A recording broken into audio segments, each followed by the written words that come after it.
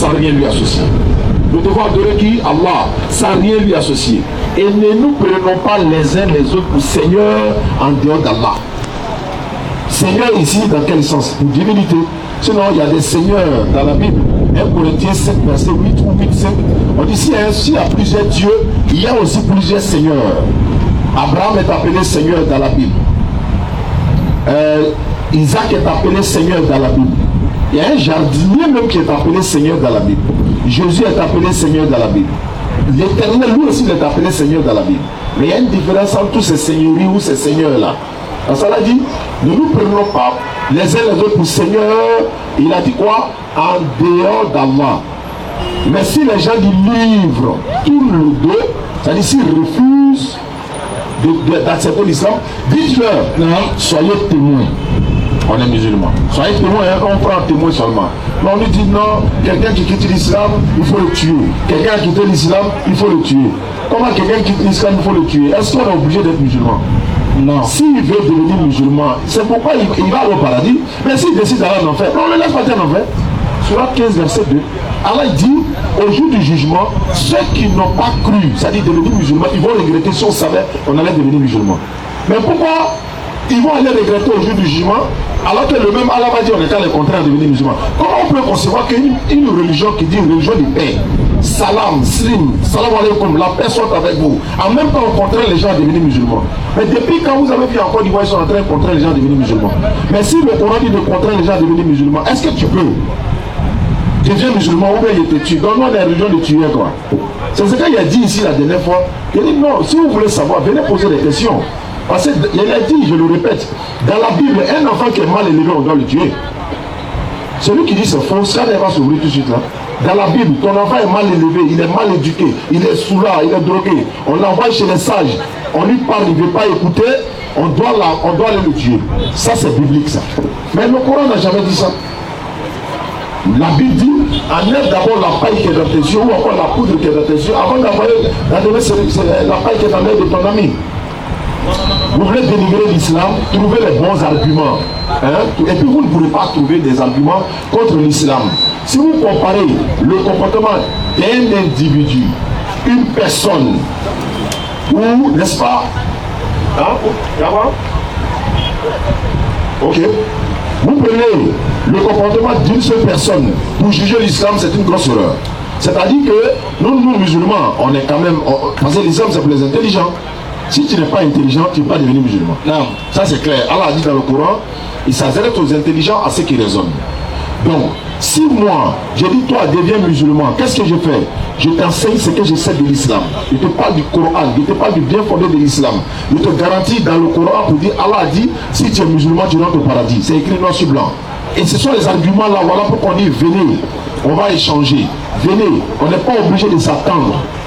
Mais tous les musulmans de la planète Terre, vous pouvez trouver des comportements qui ne vous plaisent pas chez un individu musulman. Mais ce n'est pas le comportement de tous les musulmans. Non. Moi, je peux ne pas apprécier le comportement d'un chrétien, d'un bouddhiste, d'un païen, d'un sorcier. Est-ce que ça veut dire que tous les chrétiens sont pareils? Non. Parce que le chrétien là se comporte mal, donc je dois juger tous les chrétiens quoi. Non, on a des amis qui sont chrétiens, non? Oui, ils ne sont pas comme celui-là. Donc vous avez des amis musulmans qui se comportent mal, ne dites pas, les apprentis des bagarres là, c'est les musulmans là. Non, c'est là, c'est les musulmans là. Même quelqu'un qui a dit, quelqu'un qui parle du là devant lui, hein, et puis il a agressé quelqu'un, il dit c'est un musulman. Bon, voyons, c'est pour ça que la da'wa dans la rue est là également. Non seulement on essaie de parler avec vous, vous entretenir, n'est-ce pas, chaque semaine, une fois par semaine au moins, et puis vous donner l'occasion de venir poser des questions. Parce que chez vous, dans d'autres religions, on leur dira par exemple, si tu rentres dans la mosquée, tu deviens fou. Tu regardes dans le Coran, tu as des problèmes. Tu parles à un musulman, ceci, cela. C'est faux et archi faux. Tout archi faux. C'est pas vrai. Donc aujourd'hui, on nous a dit aussi qu'il y a un gros serpent dans la Kaaba. Regarde par exemple récemment, Zakir Naïk. Il a obtenu une récompense de la part, je crois, c'est l'Arabie Saoudite qui lui a donné un trophée pour, n'est-ce pas, ce qu'il fait pour la communauté musulmane. Mais les détracteurs de l'islam, tellement ils n'ont pas d'argument, ils sont allés prendre une statue pour remplacer le trophée qu'on a donné à Zakir Naïk, le monsieur lui remet le trophée, ils ont remplacé par une statue pour dire voilà, ils sont en train de... Est-ce que vous réfléchissez souvent, mais comment on peut prendre statue en bois pour récompenser quelqu'un? C'est trop facile ça. Il est musulman, non? Oui. L'islam combat l'idolâtrie. L'islam est venu combattre l'idolâtrie. Et c'est une idole, ils vont prendre pour donner à une personne qui est en train de défendre l'islam. Mais on prend la photo de l'original, on voit que non, mais les gars, trouvez d'autres arguments contre l'islam, parce que l'islam c'est la paix, l'islam c'est lui qui garantit le salut. Il n'y a pas de salut en dehors de l'islam. Il n'y a pas une autre religion qui peut garantir le salut autre que l'islam. C'est le Coran qui le dit. Voilà pourquoi on envoie tous ces documents pour déposer. Si tu n'es pas d'accord avec le Coran, on regarde dans ton livre auquel tu as foi, on regarde. Nous musulmans, les prophètes qui sont mentionnés dans le Coran, ils sont au nombre de 25 prophètes. Jésus-Christ, la paix de Dieu soit sur lui, il est l'avant-dernier des prophètes. Mohammed sallallahu alayhi wa sallam, il est le dernier des prophètes. Et le premier c'est Adam alayhi salam, le père de l'humanité, Adam. Donc d'Adam en passant par Noé, tout cela, ils sont des sommités, des personnes de bonne moralité. L'Éternel Dieu ne choisit pas des pécheurs, comme les gens le disent. Les prophètes là, tous les prophètes ont péché, sauf Jésus. Et mais pourquoi on fait ça même? Tous les prophètes ont péché, sauf Jésus, selon eux. Souvent on leur retourne la question, mais si tous les prophètes ont péché, donc l'Éternel Dieu va choisir des pécheurs pour venir contre nous, pécheurs, pour nous tirer du péché, alors qu'eux-mêmes sont pécheurs selon vous. Non. Le but de l'envoi des prophètes, c'est quoi? C'est de nous empêcher de pécher. Mais si eux-mêmes sont pécheurs selon vous, mais vous êtes en train de vous attirer la malédiction de l'Éternel. Parce que dans Genèse chapitre 12, verset 3, l'Éternel Dieu dit à Abraham, je bénirai ceux qui vont bénir Abraham, et je vais maudire tous ceux qui vont maudire Abraham. Et toutes les familles de la terre seront bénies en Abraham. Non. Mais ceux qui sont dans une position où ils disent Abraham alayhi salam, le père de la foi. Parce que dans le Coran comme dans la Bible, Abraham est appelé l'ami de Dieu. Bon, il est l'ami de l'Éternel Dieu. Vous dites qu'il a commis l'adultère avec Adjara, qu'on appelle Agar, pour avoir Ismaël, en disant que l'ami de Dieu a commis l'adultère. Tu t'attends à quoi? Bénédiction ou malédiction? Malédiction. Alors que Dieu dit, celui qui va maudire Abraham, qu'est-ce qu'il fait? L'Éternel Dieu le maudit. Donc, dans ta pensée, il n'est même pas que tu le dis, hein, dans ta pensée seulement, si tu penses seulement qu'Abraham a commis l'adultère, dis-toi que chaque jour de ta vie, Dieu est en train de te maudire. Genèse chapitre 12, 3. Voilà pourquoi nous disons, Abraham c'est le père de la foi. C'est sur ordre de l'Éternel Dieu lui-même qu'Abraham va vers l'enfant et disons, sa femme, Agar c'est sa femme, Sarai c'est sa femme. C'est sa femme, bibliquement même. C'est la Bible même qui dit que c'est femme d'Abraham.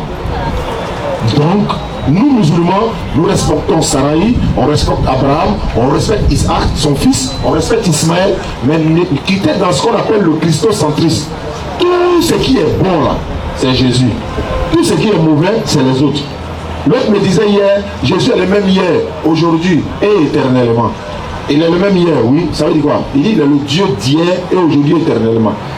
Il dit mais il y a un Dieu qui a tué les bébés hier là, c'était Jésus. Il dit c'était pas Jésus. Il dit ça qu'il n'est pas Dieu.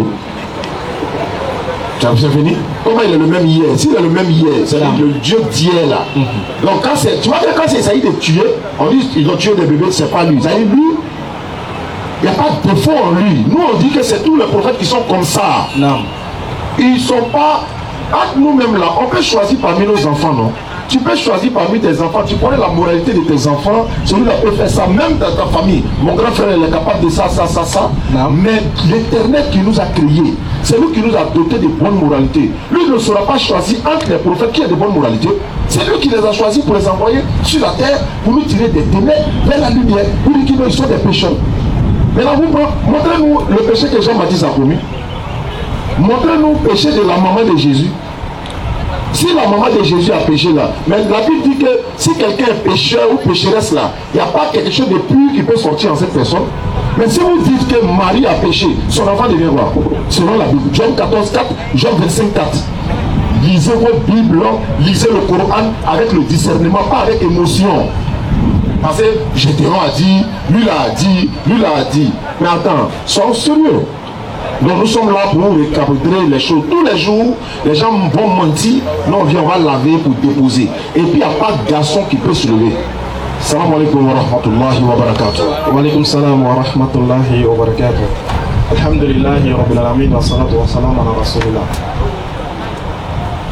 Alhamdulillah, je crois que tout est bien dit et tout est bien précis.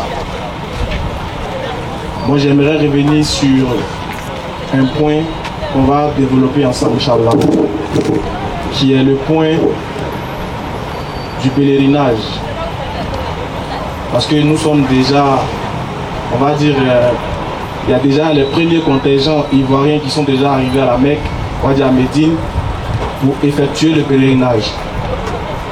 Et vous savez que depuis la dawa dans la rue est devenue effective ici en Côte d'Ivoire, depuis qu'elle a pris forme, on va dire, sur le territoire ivoirien un peu partout, logique et raison qu'il y ait des détracteurs de l'islam et des détracteurs de ce mouvement.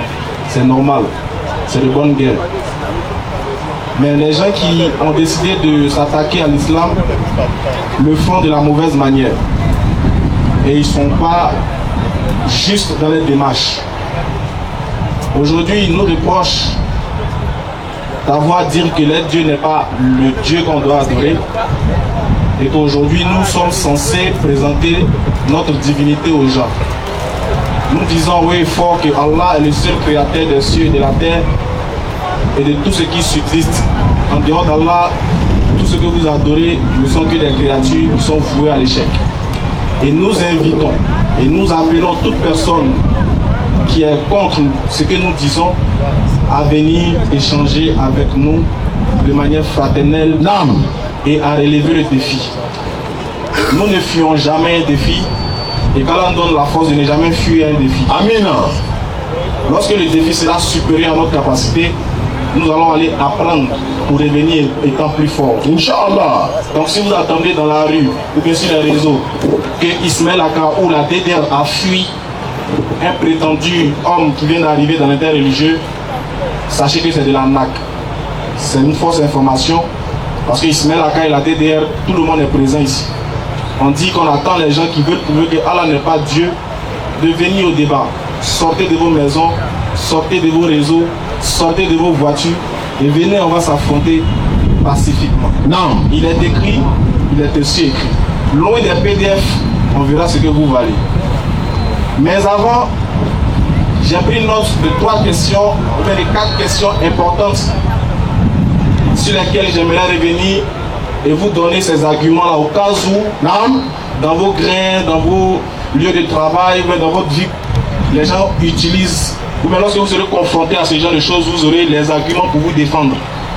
Parce que l'objectif de la DDR, ce n'est pas de s'attaquer à une quelconque religion, mais c'est de s'attaquer à un système spirituel qui invite les gens à l'idolâtrie et à la perdition.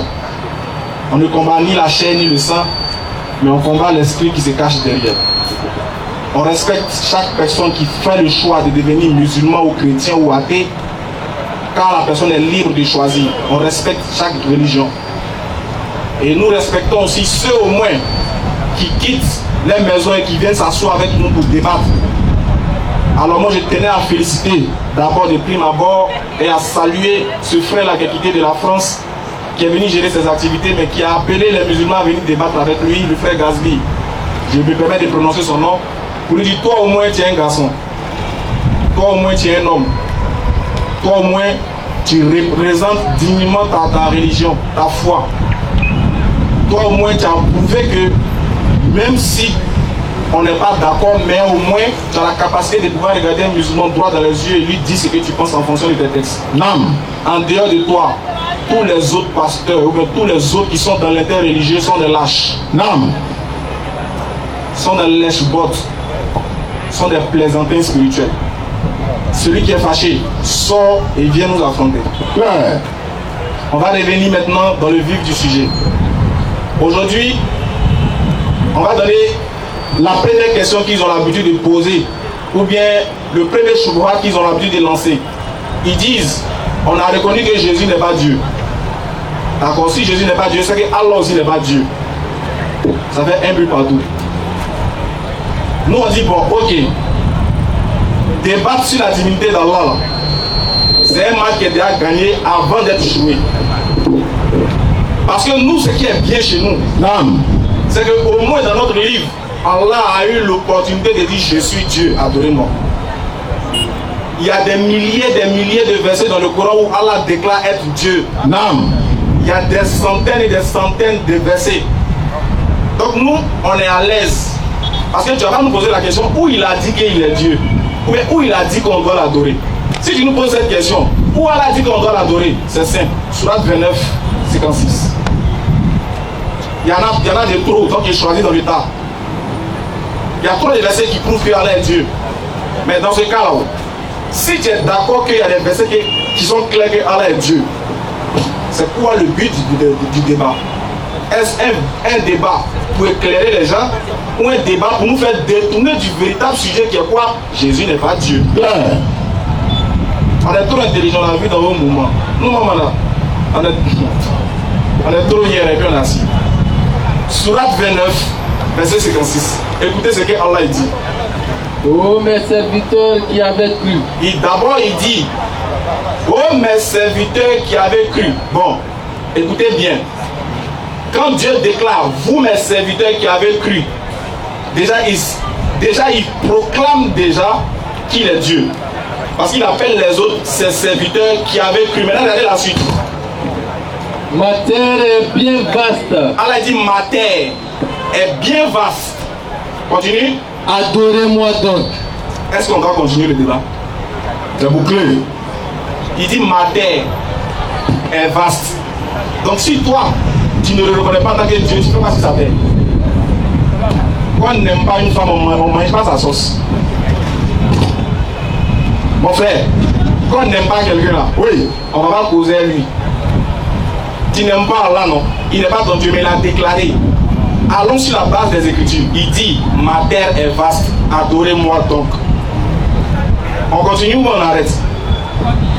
Merci beaucoup. Donc déjà où il dit ma terre, mon a, ma, pronom possessif. On a fait ceci, hein. Mon, ton, son, ma, ta, sa, mais, tes, c'est, notre, votre, leur. Donc il dit ma, pronom possessif. Il dit ma terre. Jésus à quel il dit ça? Question, convocation spirituelle va le trouver là. Il dit ma terre est vaste, adorez-moi donc. Le débat est fini. Mais c'est pas fini. Ils disent maintenant que ça maintenant je m'attaque, mais je m'adresse pas à une attaque, je m'adresse à ces kémites. Parce que tout le monde va passer ici. Tout le monde a son dossier chez moi. À ces kémites maintenant qui disent vraiment vous les musulmans noirs là, vous nous faites honte. Vous les Africains, vous nous faites honte. Comment vous pouvez payer 5 millions, 3 millions, vous dépensez de l'argent et puis vous partez à la Mecque pour aller faire pèlerinage. Pendant que l'Afrique souffre, les gens souffrent, les gens meurent de faim et vous payez des millions, vous partez à la Mecque et puis vous souffrez encore là-bas. On va vous répondre. J'ai dit, on va vous répondre. D'abord, si nous on paye notre argent, si on prend des millions pour aller à la Mecque, pour aller faire le pèlerinage, moi Ismaël Lacal, tous ceux qui font le pèlerinage là, m'ont donné une commission pour vous dire. Ils disent de vous dire, c'est leur argent, c'est pas votre problème. On s'en fout de ce que vous dites. Ils disent que c'est leur argent. Ils font ce qu'ils veulent de leur argent. Au lieu d'aller à Dubaï, au lieu d'aller en France, au lieu d'aller en Europe, ou bien d'aller à Miami, ils disent que leur argent qu'ils ont souffert pour avoir là, ils vont prendre ça pour aller accomplir le 5e pilier de l'islam. Ton problème il est où? Si le gars prenait pour aller faire chaud, il n'allait rien dire. Hein. Mais comme ça au pèlerinage là. Et il dit que ils disent que non mais les gens souffrent. Si tu veux plus que les gens souffrent, il faut me voter. T'as compris? Si tu veux plus qu'il y ait les gens qui souffrent là, il faut nous voter, on poser candidature. Le jour où tu vas faire le choix de voter quelqu'un comme moi, personne ne va souffrir. Du moment où c'est pas moi qui vote et que tu as ton candidat dans ta tête, il faut aller t'adresser à ton candidat. Parce que c'est lui qui était censé avoir un programme de développement, un programme de société pour que toi tu puisses ne pas souffrir. Donc si tu souffres, ce n'est pas les musulmans, c'est celui qui t'a mis en plein sur lui là. C'est lui. Il faut aller lui demander ça. laisse les musulmans profiter de leur argent pour aller au pèlerinage. C'est pas ton problème. Deuxième point, non seulement c'est pas ton problème, mais pour vous, vous dites que c'est beaucoup d'argent qu'on dépense. Les frères, il y a un langage qui dit on n'est pas riche de ce qu'on a, on est riche de ce qu'on est. Ce que nous allons faire au pèlerinage là, c'est parce que pour nous, les millions qu'on dépense là n'ont aucune valeur devant ce qu'on va acquérir là-bas. Je ne sais pas si vous comprenez. Hein. Parce que souvent, vous êtes en mode veille. J'ai dit, ce que nous on dépense pour aller au pèlerinage là, et ce qu'on gagne au pèlerinage n'est rien comparé à ce qu'on a dépensé. Non. Parce qu'on gagne quelque chose que nul ne peut payer au monde. Aucune somme ne peut valoir ce qu'on gagne à la Mecque. C'est un pilier de l'islam qu'on accomplit. Dieu dit dans le Coran que le pèlerinage c'est pour ceux qui en ont les moyens. Donc d'abord, ce n'est pas une obligation pour le pauvre, mais c'est une obligation, une recommandation pour le riche. Et pourquoi Dieu lui demande de prendre son argent pour aller au pèlerinage, d'aller faire le pèlerinage? Pourquoi il va faire le pèlerinage? J'ai dit, il a accompli un pilier de l'islam. 2, qu'est-ce qu'il recherche en accomplissant le pilier de l'islam? Est-ce de l'argent ou de plus que de l'argent? C'est plus que l'argent, ce qu'on gagne. Non, ce qu'on recherche. Parce qu'Allah dit, et le prophète alayhi salatu wa sallam dit, un pèlerinage bien accompli, avec sincérité, crainte révérentielle d'Allah, vaut paradis. Est-ce que 5 millions vaut paradis? Pour nous là, 5 millions ça ne peut pas payer paradis. Donc même si on dit pèlerinage c'est 300 millions, si on a les moyens on va les payer et puis on va partir. Si tu es trop fâché, il faut nous compléter. Donc ce qui nous envoie au pèlerinage, c'est ce qu'on gagne à l'intérieur de nous.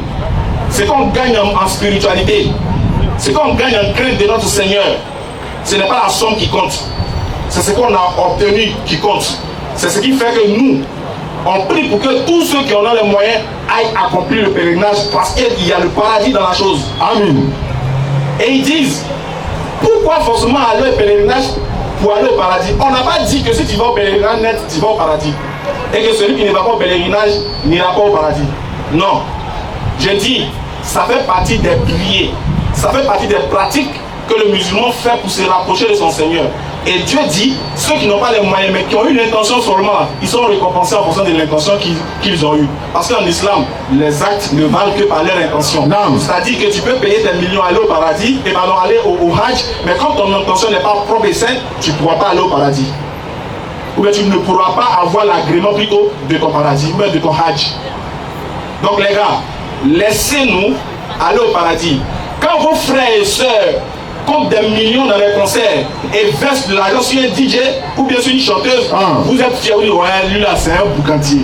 Dieu peut être fait fort, les boss des boss. Si un boss est toi, c'est que c'est un animal. Oui. Vous applaudissez quand vous-même étant kémite, vous-même qui dites que vous êtes kémite là, vous applaudissez le fait que les gens dépensent des millions pour aller acheter des bombes et ils achètent des avions de chasse. On dit, ah, notre pays là, nous on a 3 avions de chasse, quand ça passe, on a fait fiou. Mais c'est l'argent de qui ils ont pris pour aller payer ça? Laissez-nous aller au pèlerinage, c'est pas votre argent. Donc on fait ce qu'on veut de notre argent et ce que nous on gagne là, vous ne pouvez pas comprendre ça. Non. Merci beaucoup. Mais vous, chose bizarre, c'est vous qui parlez, non seulement vous dépensez peu, mais vous dépensez peu pour être dans la médiocrité spirituelle et pour vous enfoncer dans l'égarement. Comment tu vas payer pour les 2000, tu viens égorger, c'est 100 là tu bois. Question. Tu laisses la chair, c'est 100 tu bois. Et puis toi aussi, tu as brève pour nous parler. Toi aussi. Tu n'as rien à dire aux musulmans. Claire. De deux, ils disent que quand on s'en va à la Mecque, le Dieu qu'on s'en va adorer là, c'est un serpent. Il est 10 ans quoi.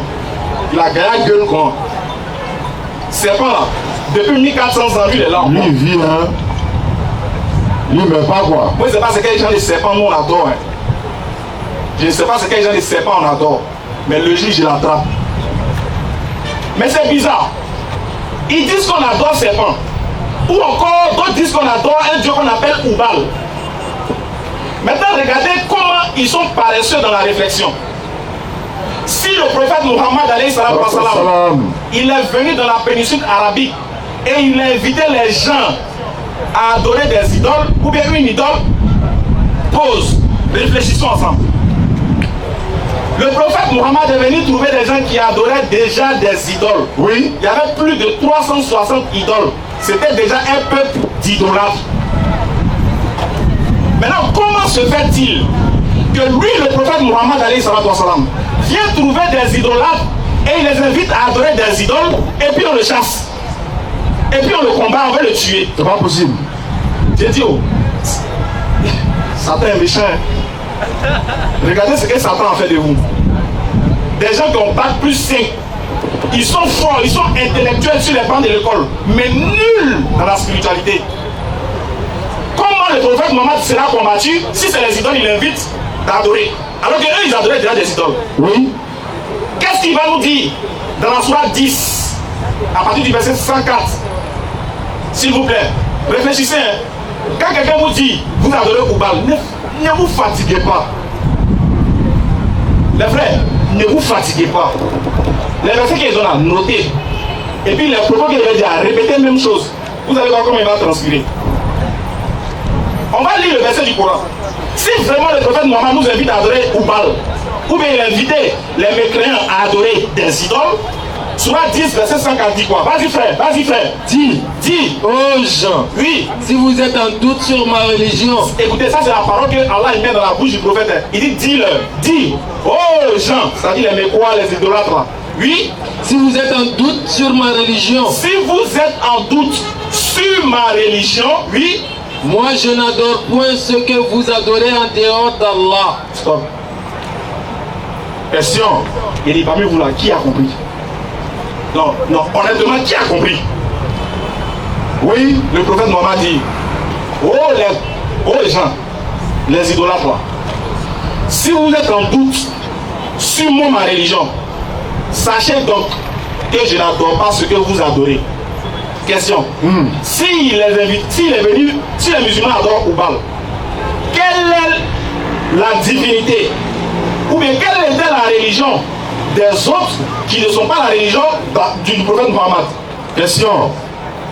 Il dit, si vous êtes en doute sur ma religion, je n'adore pas ce que vous adorez. Bon, lui il adore quoi que les autres n'adorent pas, alors que c'est ça il est venu les inviter à adorer. On réfléchit hein les gars. On réfléchit hein, aujourd'hui à ces réflexions à ciel ouvert. On dit qu'il est venu nous faire adorer Oubal. Or, ils adorent déjà Oubal. Mais il dit, je ne suis pas adorateur de ce que vous adorez. Et ils adorent qui que lui n'adore pas. Et lui il adore qui que eux ils n'adorent pas. Des paresseux. Ils ne veulent plus réfléchir. Ils veulent juste nous distraire.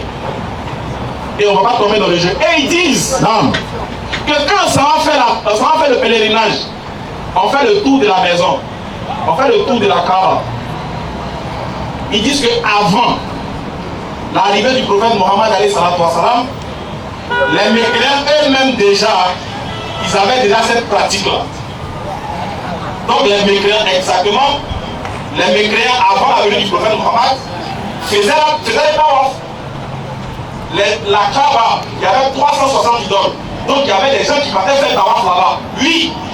Maintenant il te pose la question. Pourquoi ton prophète, quand il est venu là, il a répété les mêmes rites que les païens ont fait? Là tu réponds comment? Qui peut lever sa main pour dire il va répondre? Tu réponds comment? Bon, vous êtes des chrétiens comment? Ils vous ont vu comme ça. Vous voyez non? Vous voyez le danger de ne pas apprendre sa religion. Vous voyez le danger de ne pas apprendre sa religion. Ils disent, imagine bien vous dit ça. Il dit, avant la venue du prophète, Tawaf là, le tour là, les gens, les mécréants faisaient ça déjà. Safa Marwa, les mécréants faisaient ça déjà. D'ailleurs, on dit qu'il y avait 2 démons dans les 2 montagnes de Safa et de Marwa. Donc, votre prophète là, comment il peut dire qu'il est venu adorer Dieu?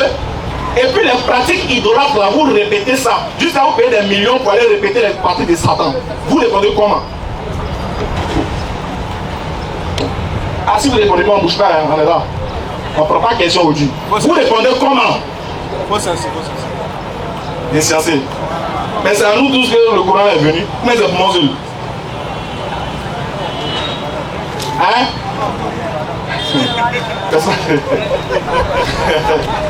Sourate 2, verset 125. Or, Allah dit, ne méditez pas sur le Coran. Voilà pourquoi Allah veut qu'on aille lire le Coran. Allez-y méditer sur votre vie. Allez-y apprendre. Qui n'a jamais lu Sourate 2, verset 125 ici? Tout le monde a déjà lu. Or, c'est la réponse à la question. Méditez les frères. Méditez. S'il vous plaît, c'est important. Ne comptez pas sur nous. On est appelé à disparaître et à ne plus paraître. Allez-y apprendre. Nous, on n'est pas nés avec ça, on n'est pas des sachants. Il y a des plus connaisseurs que nous. Jeudi prochain, Inch'Allah, je vais vous raconter l'histoire de Moussa et de Chik. Vous allez apprécier un peu. Vas-y, frère. Sourate 225. Oui. Et rappelle-toi, quand nous fîmes de la maison un lieu de visite et un asile pour les gens, Oui. adoptez donc pour lieu de prière ce lieu où Abraham se tint debout. Et nous confiâmes à Abraham et à Ismaël ceci. Purifiez ma maison pour ceux qui tournent autour.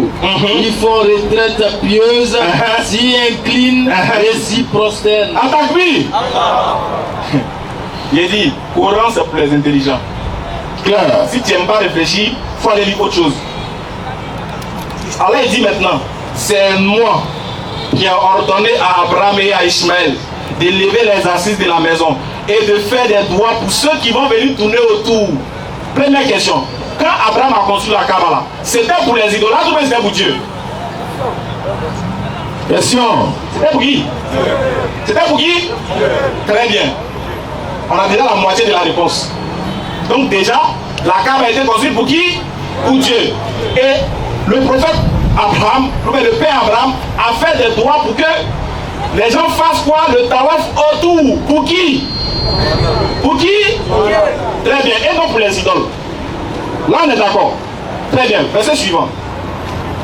Et quand Abraham supplia, Oui. oh mon Seigneur, Oh mon Seigneur, fais de cette cité un lieu de sécurité un lieu de sécurité, oui. et fais attribution des fruits à ceux qui parmi ses habitants auront cru en Allah Vas-y, et frère. au jour dernier. Non. Le Seigneur dit, Oui. et quiconque n'y aura pas cru, alors je lui concéderai une courte jouissance ici-bas, Comme? puis je le contraindrai Oui. au châtiment du feu dans l'au-delà. Et quelle mauvaise destination. Alhamdulillah. Donc Allah confère et Allah dit que la maison était construite en son honneur. Les actions qui doivent être, c'est-à-dire qui doivent être menées autour de cette maison sont à son honneur, sont pour lui. Mais qu'est-ce qui s'est passé? C'est qu'après le passage d'Abraham, avant l'arrivée du prophète Mohammed alayhi salatu wassalam, la péninsule arabique ou bien les gens de Quraysh vont tomber dans quoi? Dans l'idolâtrie. On est d'accord? Donc les Arabes seront des idolâtres. Ils vont commencer à adorer des idoles. Donc ils vont transporter ces idoles-là pour les envoyer à la Kaaba. Et les rites de l'adoration de Dieu qui devaient être perpétuels pour Dieu, ils vont chercher à pervertir et à faire ces rites-là au profit de Satan. Donc c'est eux qui ont volé les rites du pèlerinage que Dieu avait institué aux croyants. Voilà pourquoi eux, au lieu de commencer d'abord le tawaf, au lieu de commencer de la gauche vers la droite, de prendre un petit peu le côté gauche, ils vont faire l'inverse. Eux, ils faisaient le tawaf nu, à poil. Quand il dit à poil là, c'est à poil, hein. J'en dis pas plus. À poil. Et ensuite, quand ils finissaient, ils se rasaient. C'est-à-dire qu'ils avaient perverti les rites sacrificiels d'Allah qu'il avait institué à son prophète. Voilà pourquoi Allah dit dans le Coran, Abraham a dit, oh Seigneur, amène un de leurs qui va leur réciter ces versets et qui va les apprendre les rites du pèlerinage. Donc c'est eux qui vont voler les actions de Dieu. Donc quand le prophète Mohammed alayhi salatu wassalam vient, qu'est-ce qu'il fait? Il va reconstituer les rites d'Allah qui étaient prévus pour lui, que les mécréants ont dénaturé, il va leur redonner gloire et pureté. À qui? Allah. Donc on n'a pas copié, on a arraché nos choses aux voleurs et on est venu redonner au Créateur. Attaque-lui. Voilà la réponse claire. Voilà la réponse simple. Donc ce n'est pas nous qui avons perpétué les actions des mécréants. Bien au contraire, c'est les mécréants qui ont volé les actions d'Allah que le prophète Mohammed est venu reprendre dans les mains pour les installer. Comme on me fait signe que déjà le temps est déjà réparti, je vais m'arrêter là. J'aurais beaucoup de choses à dire, mais Inch'Allah, le jeudi prochain, c'est là nous le permet, ou encore, on va dire dans les jours à venir, Inch'Allah, je vais donner la suite de l'enseignement, Inch'Allah. Quand on donne la bonne compréhension et qu'il fasse de nous des musulmans sincères et pieux, scanner ouvert. Merci pour vos questions.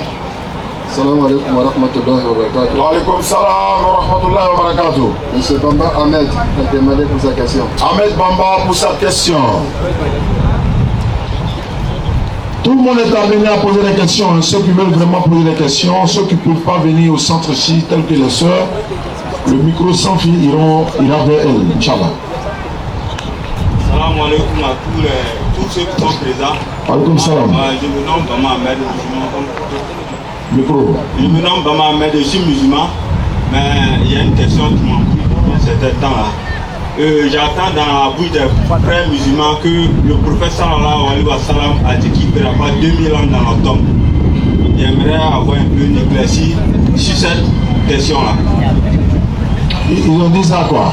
Ouais, j'entends ça souvent dans la bouche des frères musulmans. Depuis là, bon, elles ont calculé déjà 632, l'histoire est venue. Là, 632. Donc pour l'instant, ça ne va pas 2000 ans, non, c'est pas. On peut les demander, non. Donc, quand il dit 2000 ans arrive, et qu'il n'est pas sorti, bon, si on est là, en vérifie, voilà, on peut taper sur Google si les sorties n'étaient pas ouvertes. En tout cas, je n'ai pas la réponse à cette question parce que je n'ai pas encore entendu ça. Il ne fera pas 2000 ans sur la terre. Peut-être que si c'est vrai, ça veut dire que le monde finira avant 2000 ans que lui là, voilà. Mais le hadith peut être authentique. Il peut être authentique, nous on n'a pas forcément la connaissance sur ça. Voilà. Sinon, non, c'est que chacun va être ressuscité et puis on va comparaître. Maintenant, quand Allah Alam. T'es pas mal. Ok. Il a dit quoi? Monsieur Maxime a demandé. Monsieur Maxime a demandé pour sa question. Max.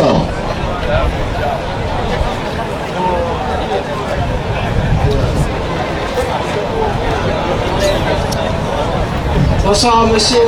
Bonsoir. Bonsoir cher ami. Que la paix de Dieu soit avec vous. Bon, moi j'aimerais poser des questions. Je ne suis pas là pour le débat. Lève le micro. Ma question, je voudrais savoir, quand on dit Allah, Allah, ça veut dire Dieu ou bien c'est le nom de Dieu? Alhamdulillah. Il y a des dieux il y a les hommes qui sont appelés Dieu par exemple. Des hommes, les êtres humains, on les appelle Dieu.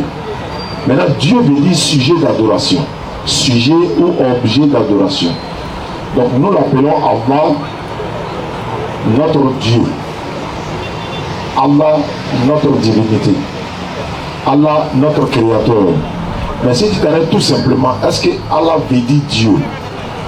Allah pourrait dire Dieu parce que s'il est notre sujet d'adoration, mais il ne s'appelle pas Dieu. Vous avez compris? Si on dit Allah est Dieu, Allah est notre sujet d'adoration. C'est comme par exemple Max. Tu t'appelles Maxime, non? Oui. Tu vois que dans la langue de ton ethnie, c'est quoi? Je suis Baoulé. Est-ce que par exemple, Maxime en Baoulé, là, comment on peut prononcer ça par exemple? Maxime en Baoulé. Il n'y a pas de Maxime en Baoulé. Mais en Baoulé, comment on appelle Maxime? Moi, mon nom en Baoulé? Non. Comment tu prononces Maxime en Baoulé? Quand tu dis Maxime en Baoulé, c'est Maxime. Non, Maxime c'est un nom français. Oui, mais c'est forcément, il n'y a pas, tu peux pas traduire. Tu as forcément dit Maxime, qu'il soit en Guerrero, qu'il soit en Didao, tu as dit Maxime. Voilà pourquoi nous l'appelons Allah. Il y a d'autres développements, mais on l'appelle Allah. C'est le nom de Dieu. C'est le nom du créateur des cieux et de la terre. C'est ce qu'il veut dire. Il s'appelle Allah. Allah. Lui qui a créé les cieux et la terre, son nom c'est Allah. Son nom c'est Allah. Bon. Ça c'est pour faire court quoi. Ah, d'accord. Mais du fait que vous dites que son nom c'est Allah, en même temps ça veut dire Dieu. C'est ce qu'elle veut savoir. Non, on n'a pas dit ça. C'est ce qu'elle veut savoir. Dieu là, son nom c'est Allah. Créateur des cieux et de la terre, là, son nom c'est Allah. Lui qui t'a créé, lui qui m'a créé là, son nom c'est Allah.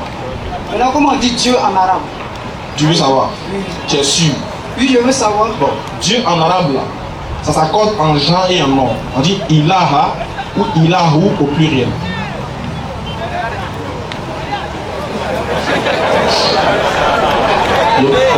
Tu veux savoir, non? Si tu veux, je peux te donner un verset du Coran qui prouve ça. Non, j'ai pas besoin. Enfin, je voulais savoir. Micro. Parce que. Maintenant, le mot Dieu en arabe là, Dieu ou divinité ou des divinités, c'est Ilah. Une divinité, Ilah. Des divinités ou des dieux, Ilahu. Quand on dit Dieu là, et il dit Ilah. Quand tu veux donner le nom de Dieu, c'est Allah. Ah ouais. Tu as vu, non? Oui, c'est ce que je veux savoir. Voilà, tu as compris maintenant? La ilaha illa Allah. Bon, au fait, moi je vous suis beaucoup. Je suis beaucoup de débatteurs sur les religieux. Mais vous, quand vous voulez dire Dieu, Dieu, bon, vous voulez appeler Dieu, vous dites toujours Allah, Allah. Voilà. Mais pour moi, vous n'êtes pas en train de dire son nom. Maintenant, aujourd'hui, on va t'expliquer que c'est son nom. Voilà.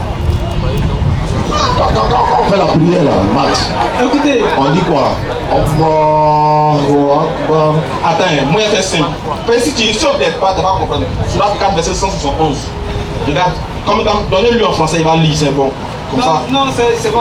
Je veux dire que. Tu vas comprendre, parce que c'est comme on a dit simple, si tu n'as pas compris, quand il utilise, donnez-lui, lui, il va lire, c'est important. Tu es un élève, voilà. Donnez-lui la tablette simplement, juste la tablette. Faut lire, tu vois. Aux gens du livre, n'exagérez pas.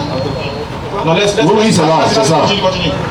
Aux gens du livre, n'exagérez pas dans votre religion et ne dites Allah que la vérité.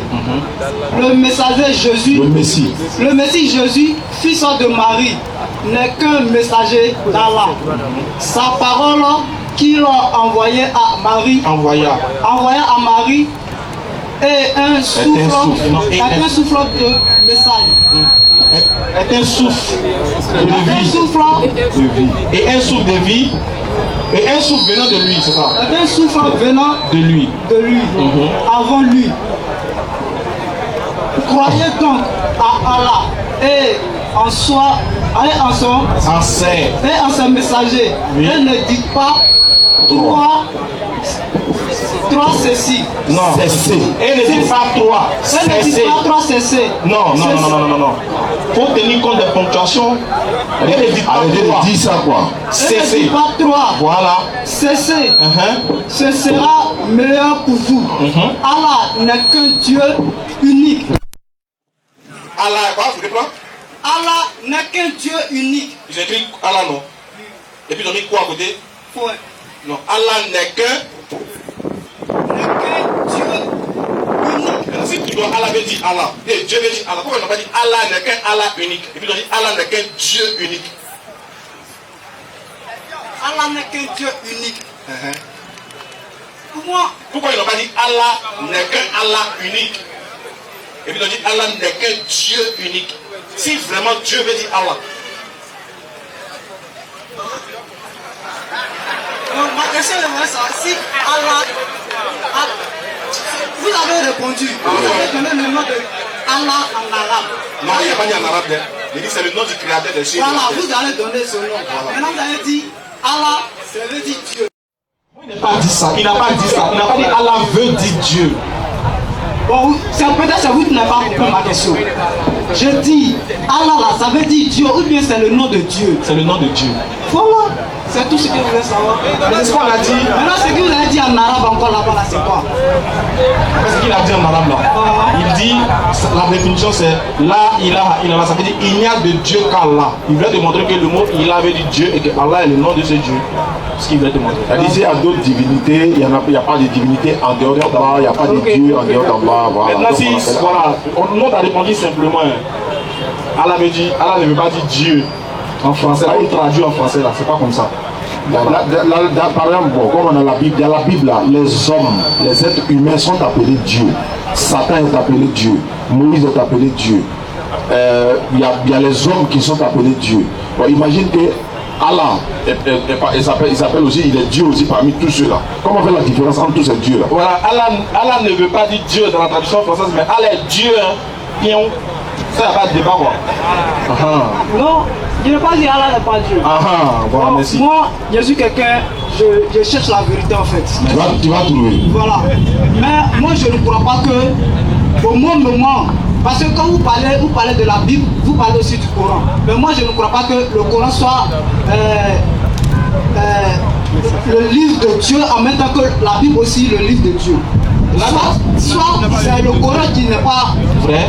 ou bien c'est la Bible aussi qui n'est pas vraie. Là, tu as raison, c'est ton droit. Voilà. Il est légitime. Maintenant, toi, on va déposer les deux, toi, tu as choisi. Tu veux? Non, c'est pas. Attends, on va faire quelque chose. On va les passer au scanner. Il n'est pas le fait. En fait, ce que tu poses comme question là, déjà, tu as déjà ton choix dans ta tête. Mon choix. On est déjà dit, quand tu fais ça, on est demandé dans ta tête personnellement, tu as ton choix. Maintenant, moi, je vais te mettre les deux. Maintenant, pourquoi vous voulez penser à moi? Non, je ne pense pas à toi. Bon, tu n'as pas le choix. Supposons que tu n'as pas le choix. Ouais. Tu dis, tu as me donné une problématique. Si la Bible est vraie, c'est que le Coran n'est pas vrai. Oui. Ça, c'est vrai. Si le Coran aussi est vrai, C'est que la Bible n'est pas vraie. Ouais. Maintenant, moi, soucieux de te présenter les deux, il faut qu'il fasse quelque chose que tu vois et que toi-même tu apprécies de toi-même. Très bien. En fait, vous parlez du Coran, c'est à vous de ouvrir le Coran pour me prouver que le Coran est la C'est parole. ça que je vais faire là. Tu vas comprendre, tu vas comprendre. Alors, musulman. Tu vois, non? Ouais. C'est ça que je vais faire. Hein? Très bien. Dans le Coran, non. Dieu dit, il a créé la terre en 6 jours. Dieu dit dans le Coran que lui, il a créé les cieux et la terre et il ne se fatigue jamais, il ne s'est pas reposé. On est d'accord, non? Est-ce que tu es d'accord que Dieu ne peut pas se reposer? Oui, je suis d'accord. Que Dieu ne se repose pas. Oui. Mais dans la Bible, on dit Dieu a créé la terre en 6 jours, le 7e jour il s'est reposé. Entre les deux là, qui dit vrai? Moi, c'est là ce que vous avez dit, c'est la Bible qui dit vrai, le Coran qui dit vrai. Merci, ça fait un. Voilà. De deux. Dans le Coran. Mais où je vais match avec qui? Tu dis, On va les écouter, Maxime. On va les écouter. Maxime, il est là pour comprendre. Il va venir jouer match avec vous. Là, c'est moi qui ai raison. Il va venir jouer match avec vous. Vous prenez la finale de l'année prochaine. On va les écouter. On va les écouter. Ils t'aiment. Tu vas, on va les écouter. Bien. Deuxième étape. La Bible dit, hein, il y a un prophète, bon, il a même temps roi et prophète, il s'appelle Salomon. Tu le connais, non? C'est quelqu'un je qui ne le connais pas. Non, tu le connais, tu as déjà entendu parler du personnage. Voilà. Ce personnage-là dans la Bible, on dit qu'il avait 300 femmes, s'il ne m'abuse, hein, et 700 concubines. C'est-à-dire qu'il a 300 femmes, et puis 300 au total. 700 gros à côté. Ouais, il veut les années champions, il les a frapponnés. 1000 gros lui seul. Tellement il était fan des Amoussos là. L'homme que Dieu a choisi, l'homme que Dieu a choisi. Tellement il était fan de ces mousseaux là. Ces mousseaux ont fait qu'il allait adorer une déesse qu'on appelle la déesse Astarte. Et il est mort dedans. Donc ce qui veut dire que selon la Bible, normalement, Salomon, il va en enfer. Le Coran dit, Salomon n'a jamais été mécréant.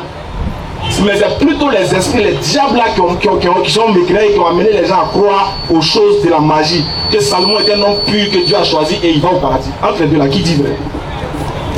Vous dites dans la Bible, Salomon a combien de femmes? 1000 go. 1000 go. Ouais.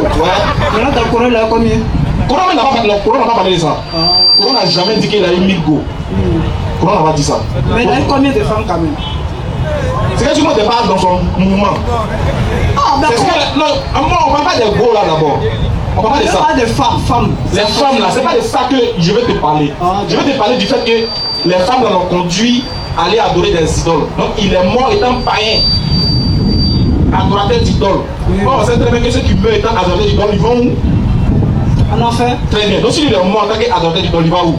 C'est en enfer. Très bien. Donc selon toi, bon, pas selon toi, selon la Bible, Salomon va en enfer. Le Coran dit, voilà, le Coran dit, Salomon ne va pas en enfer. Car il était un bon serviteur. C'est Dieu qui lui a accordé la grâce. Aucun roi ne sera plus riche que Salomon. Aucun n'aura la sagesse et l'intelligence que Dieu a donné à Salomon. Il avait le pouvoir de commander les esprits visibles, même invisibles. Mais il n'a jamais été mécréant, il ne va pas aller en enfer. Entre les deux là, selon toi, qui dit vrai? Bon, vous avez donné une partie, ben, il y a l'autre aussi. Vous avez dit, dans la Bible, il a eu 1000 femmes. Mais je veux savoir, dans le Coran, il a eu combien de femmes? Mais c'est femme qui l'a conduit à... Voilà, le Coran n'a pas parlé de ces femmes. Le Coran n'a pas mentionné ces femmes. Voilà pourquoi le Coran dit que... Voilà pourquoi le Coran désavoue le fait qu'il y ait 1000 femmes et qu'ils soient allés en enfer. Maintenant, moi, je dis, selon toi-même maintenant, toi-même, quand tu écoutes les deux récits, là, lequel des récits tu penses être dans la logique? Bon, au fait, c'est... oui, il a eu plusieurs concubines qui n'est pas dans la logique. Merci. Ça fait 2. On est d'accord? Oui. Très bien. Je donne un dernier, puis parfois un peu. Je vous écoute, monsieur. La Bible dit quand tu as des problèmes, il faut boire l'alcool pour vider tes problèmes. Le Coran dit c'est l'œuvre du diable. La Bible dit quand tu as des problèmes, il faut boire l'alcool pour vider tes problèmes.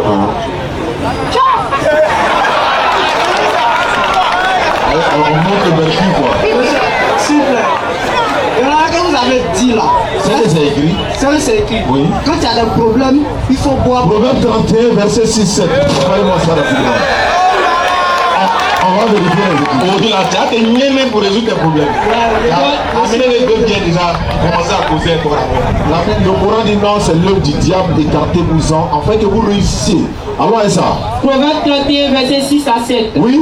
Donnez des liqueurs fortes à celui qui périt. Donnez des liqueurs fortes à celui qui périt. Et du vin à celui qui a l'amertume dans l'âme. Du vin à la personne qui a l'amertume dans l'âme. Qu'il boive et oublie sa pauvreté. Et qu'il ne se souvienne plus de ses peines. Ça là, si tu prends version parole de Villa, c'est gâté même. Donnez du vin à celui qui va mourir.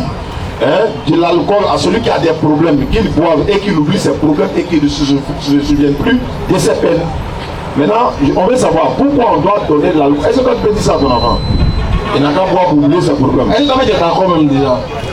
Bon, je ne suis pas d'accord, mais je veux connaître vous-même votre position si ma question que j'ai posée. Voilà. Entre la Bible et le Coran, qu'est-ce qui est vrai? C'est ce qu'il vient de dire. Parce que moi, je ne sais pas. Il a donné un verset. Oui.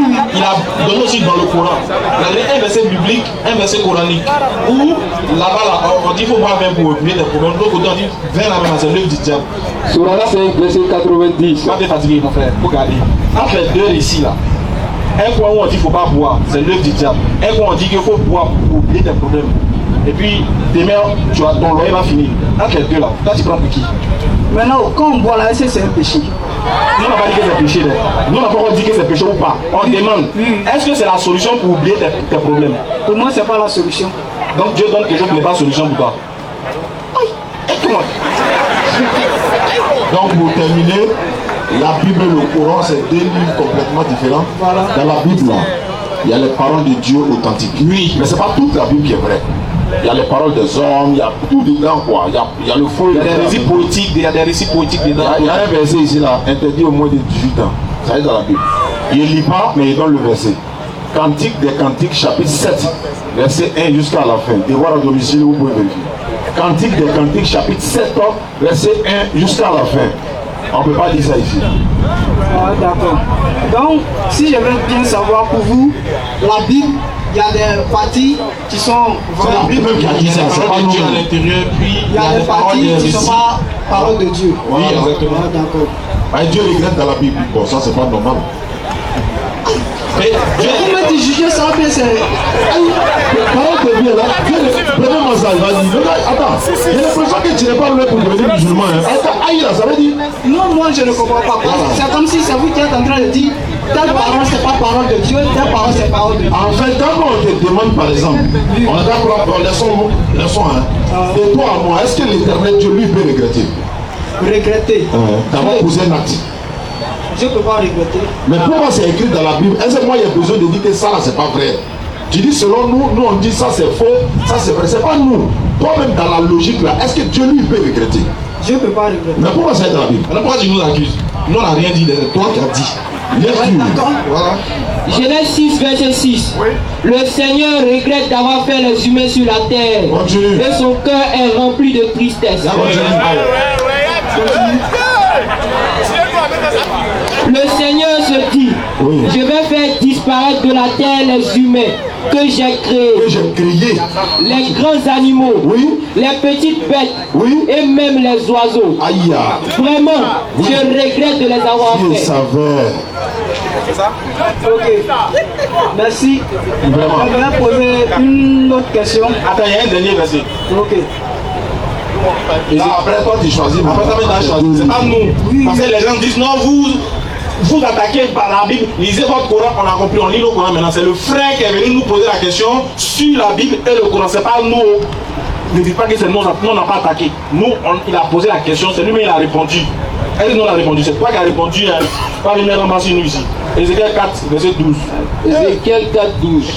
Tu mangeras des gâteaux d'orge que tu feras cuire en leur présence avec des excréments humains. Dieu dit, il parle français, non? Voilà. C'est quoi on appelle excrément humain? Vous mangez des excréments humains. Dieu ordonne pour punir le peuple d'Israël, on va manger excréments humains. Lui te demande excréments humains là, c'est quoi? Comme nous on parle à l'école là, toi tu es élève. Et ça va excrément humain là.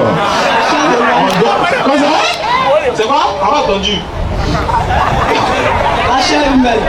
Excrément humain, c'est la chair humaine. Non, Moi tu dis ça devant du là. Bon, ça. Bon, je ne connais pas en fait, c'est vraiment. Excrément, je ne sais pas. Mais ne pas savoir, il y a beaucoup d'élèves ici. Il y a des élèves, non? Qui peut lever son doigt pour répondre? Excrément humain, c'est quoi? Excrément. Ah, donnez le micro là, donnez le micro. Donnez le micro là-bas. Tiens. Attendez. À la fille là, elle n'a qu'à répondre.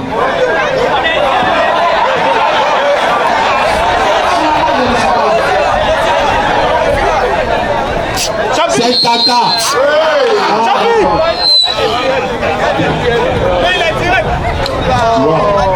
Ok. Donc Dieu dit, Merci mon frère. Dieu dit, on a qu'à prendre qu'à boquet, qu'à gâteau, qu'à mélanger, qu'à faire, qu'à pizza.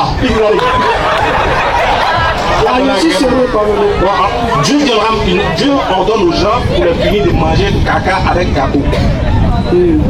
Quand tu écoutes là, et c'est doux dans les oreilles. Non. Voilà. C'est pas nous, c'est toi qui a dit non. Normalement, tu dois devenir musulman. Sans obligation. Après avoir écouté tout ça. Il y en a encore un plus lourd que ça. Hein. Mais on préfère doser comme ça. Bon, ma dernière question. Alors, et ça. Bon, moi j'ai entendu quelqu'un parler d'un passage dans le Coran. Oui.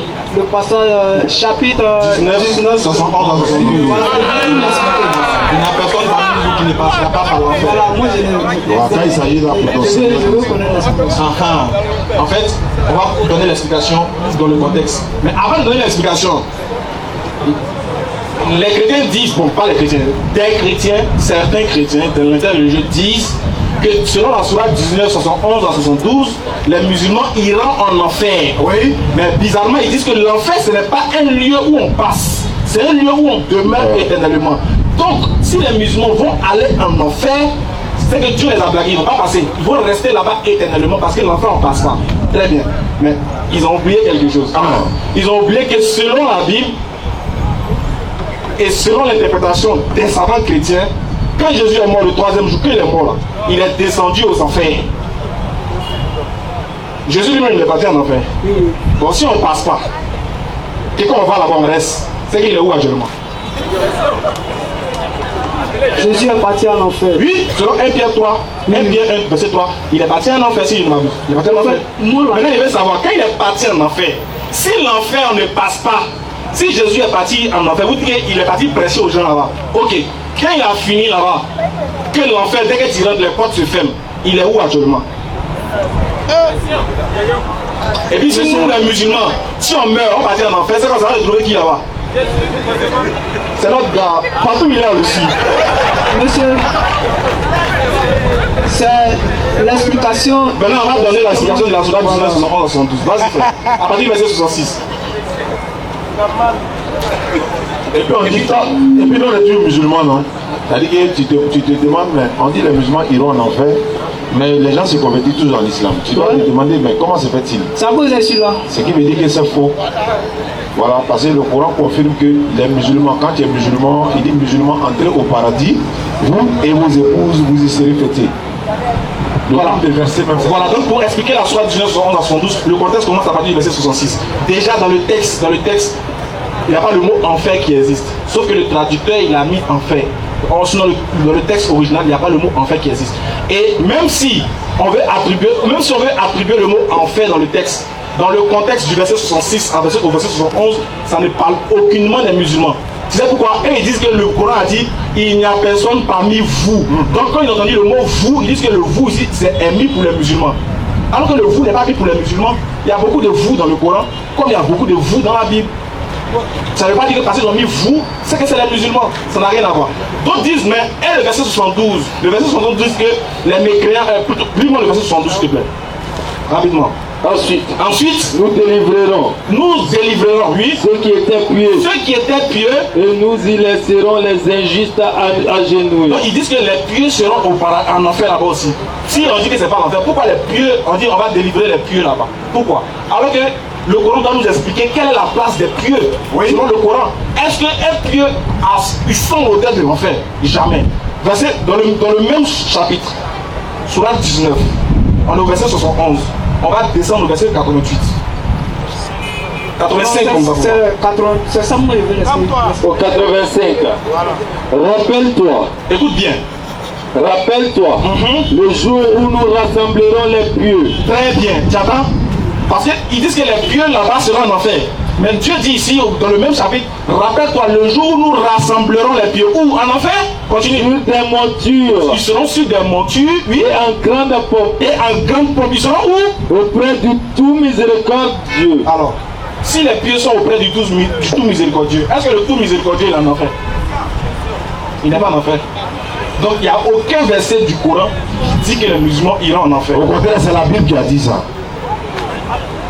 Tu dis pas et encore, c'est la Bible qui a dit ça. Mais vous n'expliquez pas le verset que je vous ai donné. C'est ce qui vous parlez d'autre chose. C'est le verset là, il vient d'expliquer sur 19, 11 à 72. Vous allez donner l'explication. La question que vous m'avez posée, que je dois vous répondre là, ça ne vient pas du chapitre que j'ai pris, du verset que j'ai donné. Tu as donné sur 19, 11 à 72. Oui. J'ai dit que dans le verset là, il n'y a pas le mot musulman là-bas. Il n'y a pas le mot musulman. Donnez-lui Bali. Non, c'est pas de ça qui. Mais ça parle de qui? Ça parle des mécréants. Qui va en enfer si ça parle des mécréants? Les mécréants. Oui. Et puis parmi les mécréants, ils vont sauver ceux qui sont pieux. T'as vu, non? Non, c'est ce que. Est-ce que tu as vu? Est-ce que c'est ce qui est écrit là-bas?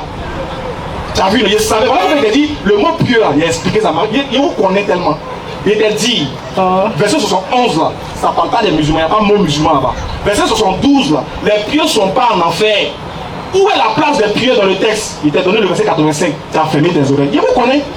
Vous voulez prendre le verset 85? Non, lisez le verset que j'ai donné. Aïe, mais moi j'ai posé ma question. Mais on m'envoie sur un autre verset. Vous voulez que je dise? Mais tu veux que je t'explique le verset du Coran et quoi? Aïe. Bon d'accord, lisons le contexte. Tu es allé à l'école, non? Lisons le contexte. Tu veux que je t'explique le Coran et quoi? Avec un autre verset pour que tu comprennes. Moi j'ai expliqué ça dans ma tête. Sourate 19, 66. Et l'homme dit, écoute bien, ceux qui sont en enfer, écoute bien, vas-y. Et l'homme dit, une fois mort, 19, oui. On commence au verset 66 pour descendre au verset 71. Oui, je vous écoute. Et l'homme dit, une fois mort, mais sortira-t-on vivant? L'homme ne se rappelle-t-il pas qu'avant cela, c'est nous qui l'avons créé, alors qu'il n'était rien? Stop. Le premier verset dit, et l'homme dit, une fois mort, est-ce qu'on va me ressusciter? Question que je pose, est-ce qu'un musulman croit à la résurrection ou il ne croit pas à la résurrection? Il croit. Alors donc, est-ce qu'ici il s'agit du musulman? Celui qui se pose cette question, est-ce que c'est un musulman? Bon, ça moi je ne peux pas savoir. C'est pas grave, continuons. Donc on est d'accord que c'est pas le musulman, continuons. Oui, on ne sait pas le musulman. C'est pas le musulman, puisque le musulman croit, comme tu dis bien, il croit que s'il meurt, il sera ressuscité. Enfin, moi je ne veux pas me mettre dans la peau du gars pour répondre à sa place, en fait, c'est ça. Non, mais je veux te faire parler de ta logique, de ce que tu comprends du texte, plus c'est pas qu'à donner. Oui. Très bien. Il y a un homme qui dit, si je meurs, est-ce que je serai ressuscité? Dieu dit, les gens qui pensent ça là, regarde ce qui regarde les sorts. Vas-y frère. Par ton Seigneur, assurément, nous les rassemblerons. Stop, nous les rassemblerons. C'est qui sera rassemblé ici? Et tu lui testes. Qui sera rassemblé? C'est les mécréants. Un mécréant, on continue. Eux, oui, eux. Et les diables. Les mécréants et les diables. Le diable qui les inspire à penser que s'ils meurent, il ne sera pas ressuscité. Dieu dit eux et les diables, oui. Puis, nous les placerons autour de l'enfer agenoués. Qui sera autour de l'enfer agenoué? Les mécréants et les diables. On est d'accord? Vas-y, ensuite, nous arracherons de chaque groupe ceux d'entre eux qui étaient les plus obstinés contre le tout miséricordieux. Comment le Coran dit ensuite, nous arracherons?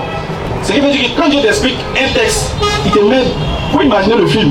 Après, Dieu te dit ensuite, il te parle d'un autre contexte encore. Nous arracherons ceux qui étaient pieux, nous arracherons ceux qui étaient les plus obstinés parmi ces mécréants, ceux qui étaient les plus obstinés du tout miséricordieux. Vas-y, frère. Puis, nous sommes les meilleurs à savoir ceux qui méritent le plus d'y être brûlés. Est-ce qu'ici, là, tout le monde sera brûlé? Non. Malgré les mécréants, on est d'accord? Selon toi, si c'est les mécréants, tout le monde sera brûlé? Non, non, non. Celui qui n'est pas brûlé, s'il est mécréant, quoi? Selon toi, il est toujours mécréant, non? Il est toujours mécréant. Il est toujours mécréant. Voilà, vas-y. Il n'y a personne parmi vous. Vous, là, c'est qui? Parmi les mécréants qui ont été sauvés. Vas-y. Il n'y a personne parmi vous qui ne passera pas par l'enfer. Stop. Le vous qui ne passera pas par l'enfer, il s'agit de qui? Il s'agit des mécréants qui ont été sauvés. Donc c'est les mécréants qui vont passer en enfer. Oui. Est-ce que c'est les musulmans? Non. Maintenant, on continue ou on s'arrête? On continue? On continue. Car, d'accord que ce n'est pas les musulmans. Vas-y. Car il s'agit là pour ton Seigneur d'une sentence irrévocable. Bon, regarde, ça c'est fini. Le contexte est fini. C'est-à-dire le contexte du paradis là. Et tout le contexte de l'enfer là. C'est fini. Tu vois, non? Il y a point. Maintenant, Dieu va expliquer une autre scène. Une autre scène encore qui n'a rien à voir avec la scène qu'il est en train de citer. Vas-y, verset 11. Ensuite, nous délivrerons ceux qui étaient pieux. Le problème, c'est que les gens ont vu ensuite. Oh, dans le Coran, quand Dieu dit ensuite là, il donne une autre étape d'un autre événement. Pour eux, quand ils ont vu ensuite, comment une phrase peut commencer par ensuite? Est-ce que en français, c'est normal qu'une phrase commence par ensuite? Lisez. Continue. Ensuite, nous délivrerons ceux qui étaient pieux et nous y laisserons les injustes agenoués. Donc pour les plaisanter de l'état religieux, ils se disent que c'est le même texte qui continue. Donc ensuite ici concerne les pieux. Non, Dieu est en train de montrer que les pieux seront sauvés et c'est les injustes qui seront agenoués en enfer. Tu vois, non, Dieu te donne un autre texte pour marquer la différence entre le pieux et celui qui a mécru. Voilà pourquoi le verset 85, lis-moi le verset 85. Écoute bien le verset 85. La place du pieux, c'est où? Vas-y. Rappelle-toi, oui, le jour où nous rassemblerons les pieux. Certains, nous rassemblerons les pieux. Normalement, si Dieu doit rassembler les pieux, c'est où? Selon la compréhension, ça doit être en enfer, non? Ou bien? Normalement, selon la compréhension, c'est en enfer qu'on doit rassembler les pieux. Oui. Vrai ou faux? Faut répondre. Vrai. Continue. Le jour où nous rassemblerons les pieux sur des montures. Mais bizarrement, dit le jour où nous rassemblerons les pieux sur des montures, oui. Et en grande pompe. Et en grande pompe. Auprès du tout miséricordieux. La place des pieux là, est-ce que c'est en enfer ou c'est auprès du tout miséricordieux? Merci pour le silence. Prochaine question. Bon.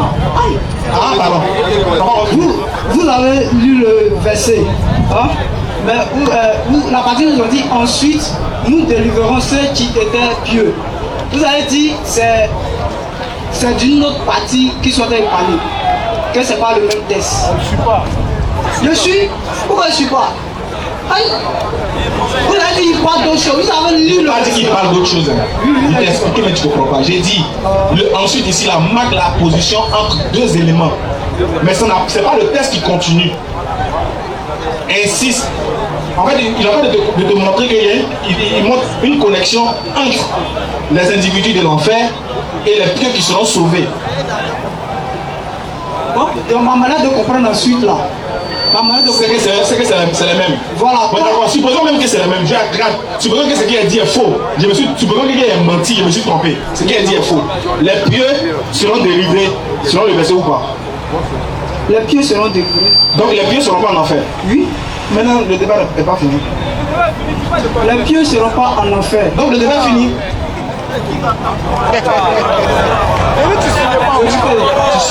Maintenant, tu n'as pas une autre question pour qu'on avance parce que le temps passe. Maintenant les pieux là, Mais ils cherchaient quoi en enfer? Ça, c'est plus ton problème. C'est qu'ils cherchaient là-bas. C'est ma question. Mais on te répond, tu refuses de comprendre. Je ne refuse pas de comprendre. Il veut savoir, l'objectif là, c'est d'aller en enfer, même d'aller au paradis, non? Oui. Toi, tu veux aller au paradis, non? Oui. On dit les pieux vont où? Les pieux vont au paradis. Mais il y a quoi encore? Maintenant, je voulais savoir qui sont ceux qui étaient là parmi nous dans ma compréhension là. J'ai plus de questions. Dans ma compréhension. J'ai plus de réponses à te donner encore. Faut te poser une troisième question. Maintenant, il y a une chose.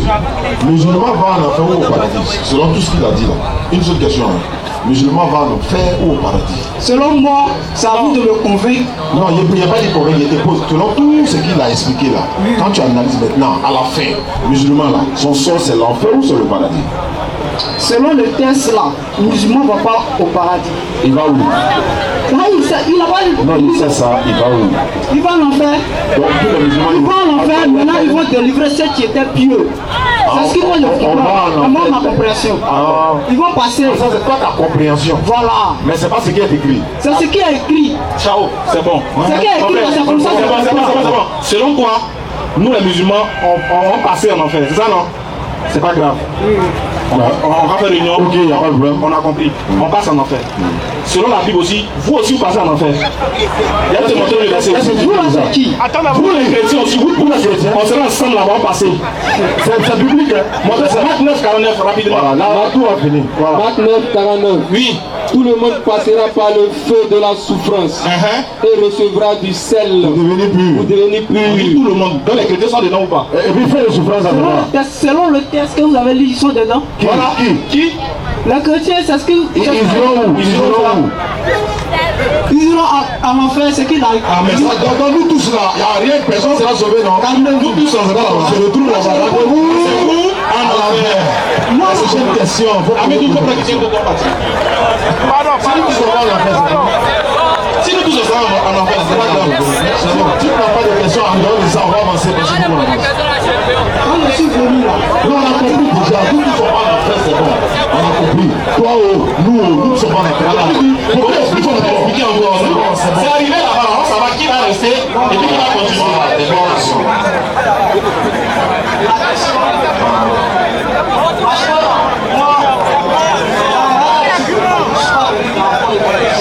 Pose question. La dernière question, c'est quoi? la dernière question, nous sommes ici là, l'objectif là, nous sommes venus vous écouter. Pour moi, On dit la question. Tu as fait un commentaire. Question, c'est quoi? On va avancer. Tu as une question? bon, quel est le but de votre rassemblement ici? Voilà, ça c'est une bonne question. On est là pour dire, si tu n'es pas musulman, tu vas en enfer. Mon frère, excuse-moi. Non, attends, faut pas partir. Non, attends, doucement, frère. Attends. Pourquoi vous voulez vous en débarrasser de moi? On ne veut pas se débarrasser de toi. On veut pas. Voilà, là, on a passé du temps avec toi, comment on veut se débarrasser? C'est parce que là, on a avancé qu'on veut qu'on aille à l'essentiel. Frère, l'objectif ici, là, c'est ce qu'il a dit là. C'est-à-dire de venir trop en un seul Dieu, dépourvu de toute idée idolâtre et polythéiste. Tant que tu ne crois pas en Dieu, créateur des cieux et de la terre, et que tu ne crois pas au prophète Mohammed qui est venu de la part de ce Dieu-là, et que tu meurs dans ta mécréance, sauf si Dieu ne te fait pas miséricorde, tu ne seras pas sauvé. Mais on ne t'oblige pas, Voilà le but de notre assise ici, de notre venue ici. On est là pour appeler les gens à venir comprendre c'est quoi l'islam, qu'est-ce que l'islam, les sujets qu'ils ont, etc., etc. Tu vois, non? Donc quand toi tu viens et que tu poses une question, nous on est soucieux de te répondre dans le but que tu sois éclairé. Mais quand tu fais le sourd d'oreille qu'on insiste, évidemment tu te fais confondre. On est là ici là, regarde. Est-ce que nous on est né, est-ce que nous on a fait le Coran? On est né, on est venu trouver ces gens-là. C'est pas Voilà. Maintenant quand on vient là, on lit ce qui est écrit, non? Oui. Et puis c'est en fonction de ça on décide de suivre, non? Oui. Très bien. Maintenant tu lis un texte, toi-même, en tant qu'élève, qui a amené à nous diriger demain. Toi-même. Parce que un futur cadre. Est-ce qu'un livre qui est censé avoir des adeptes peut les dire vous partez en enfer? Honnêtement. non. Voilà. Faut faire parler ta tête. Faut pas écouter les gens. C'est comme si toi tu vas à l'école, il y a un livre, on dit si tu lis, tu vas échouer. Est-ce que tu vas lire le livre? Non. Non. Donc comment une religion peut dire à ses adeptes vous irez en enfer? Et puis on est dedans, les gens qui viennent nous trouver dedans. Fais bouger ton mince, frère. Comme il faut voir. On sait que vous aimez pas, vous nous aimez pas. Vous aimez pas qu'on porte nos boubous et nos chapeaux. Mais quand même, il faut réfléchir. Il faut réfléchir. Comment le Coran va nous dire, vous là, vous qui me lisez là, vous partez en enfer. Malgré tout ce que vous faites là-haut, le résultat c'est vous payez Nyomi, vous partagez, vous partez où, vous pèlerinage, vous tout ça là, on finit, on s'en va en enfer. Mais il y a longtemps on a quitté. Maintenant, le paradis là, qui sera là-bas? Bon, si le Coran dit que nous les musulmans on va en enfer, le Coran dit qui va aller au paradis? Si le Coran dit les musulmans vont en enfer, selon le Coran maintenant, qui va au paradis? Ah bon, il sait pas. Donc le paradis est vide. Donc c'est construit pour être. Maria va habiter là, on va voir. Vous aussi réfléchissez les gars. Il a dit. Prochaine question. Bon, oui, il y avait des questions? Il y avait des questions? Ok, alors rapidement, voilà. Ok, merci. Merci beaucoup, Jean. Monsieur Zumana. Non, attends, après. Allons-y, question. Monsieur Zumana. Monsieur a demandé.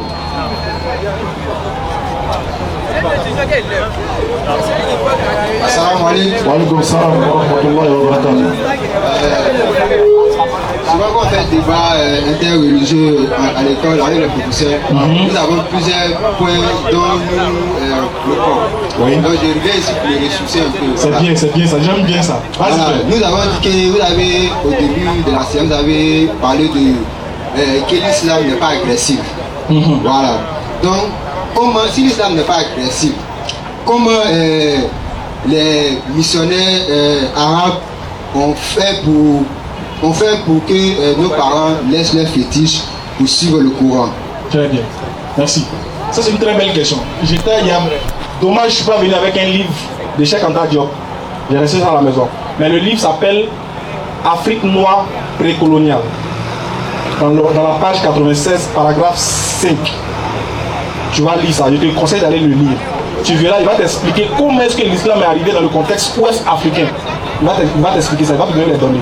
Et tu verras que, en réalité, ils nous ont arnaqué en nous disant que les musulmans sont venus combattre des gens, les avoir pris en esclavage et les avoir réduits à l'islam. Chose qui est archi faux. Tout est archi faux. Cheikh Anta Diop te démontre qu'avant la venue des Berbères, avant la venue du peuple berbère, il y avait déjà un commerce, il y avait déjà un esclavage interne qui se faisait parmi nous-mêmes, parmi nos peuples.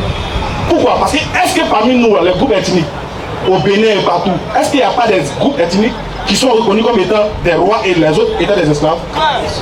Est-ce qu'il n'y a pas des alliances comme ça dans ce sens? On est d'accord? Est-ce qu'il n'y a pas des mariages qui sont refusés parce que l'autre là il est ferronnier et l'autre est comme ça? Est-ce qu'il n'y a pas des alliances et des mariages qui sont refusés parce que l'autre est considéré comme étant un esclave? Oui. Dommage, je ne suis pas venu le lire, mais t'expliquer un peu ce quoi. Donc l'islam n'est jamais, surtout en Afrique ici, qui décide un peuple que l'islam a conquis. Où les Arabes sont venus, et puis ils ont trouvé ce peuple en train d'adorer des idoles, ils les ont combattus, ils les ont tués, et puis ils ont régné sur eux. Qui décide un peuple? Dis à ton professeur, Ismaël Akadi, il faut citer un peuple. Si les professeurs d'histoire, on les licencie. On les licencie. Maintenant, l'argument qui va poursuivre, c'est quoi? C'est comment est-ce que l'islam est rentré? La première stratégie, c'était quoi? C'était le commerce. On sait tous que c'est par le commerce que l'islam est venu. Et la preuve, chaque histoire de chaque peuple dans le contexte ouest-africain qui t'explique la rentrée de l'islam, on te dit toujours que c'est un individu qui est venu, qui priait, qui achetait quelque chose, qui vendait des choses. Ça a toujours été comme ça. Et même le prophète avait prédit ça, que l'islam allait rentrer dans le contexte. Mais comment? Par le moyen du commerce. Parce que qui achète reçoit. Qui reçoit achète. Or, le moyen par lequel on puisse avoir quelque chose de plus facile, c'est de transmettre ces choses-là au travers de quoi? D'un pilier qui était quoi? Le commerce. J'ai dit, si tu décides Samori Touré, comment appeler? Maintenant, j'ai une deuxième question. Vas-y. On nous dit que l'islam dans le monde, quelle que soit ton origine, ton pays, ton appartenance, c'est-à-dire, si tu es musulman, tous les musulmans sont des frères. Voilà. Et puis on nous dit aussi que l'islam est divisé entre les chiites et les sunnites. Qu'est-ce que c'est? Qu'est-ce qu'un sunnite? Et le chiisme, c'est quoi? Alhamdulillah, l'islam est divisé entre les chiites et les sunnites. C'est pas, Allah n'a pas donné le nom d'une religion qu'on appelle le chiite ou le sunnite. Le sunnite, c'est ceux qui suivent la sunna de Mohammed sallallahu alayhi wa sallam. Chiite là, ça veut dire, de façon littérale, chiite veut dire partisan. Partisan. Donc partisan, ou encore on dit l'un des co-religionnaires d'Abraham, l'un des co-religionnaires, partisans ou co-religionnaires. Donc c'est cité dans le Coran parlant de Moïse, parlant d'Abraham également. Donc dans le Coran, Allah dit suivez la religion d'Abraham, homme de droiture. Abraham n'était point du nom des associateurs. Certes, la religion acceptée d'Allah, c'est l'islam. Donc les sunnites qui suivent la sunna, c'est que le prophète sallallahu a enseigné. Les chiites, beaucoup disent qu'ils se réclament de l'un du cousin du prophète sallallahu Ali bin Abi Talib.